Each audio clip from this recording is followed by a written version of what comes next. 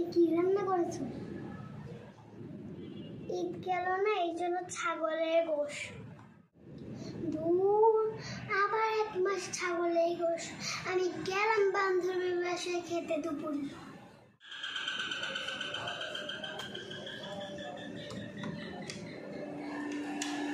বান্ধবী, আজ না মা শুধু ছাগলের গোশই রান্না করছে, আর এই কয়েকদিন ছাগলের গোশই রান্না হবে, এই জন্য তোর বাসায় খেতে আসলাম।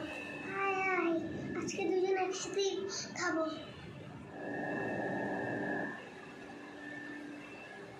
বান্ধবী, বসলে হবে?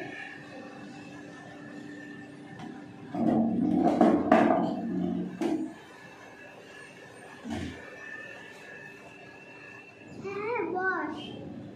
আচ্ছা, তোর বাড়িতে কি রান্না হয়েছে বলতো?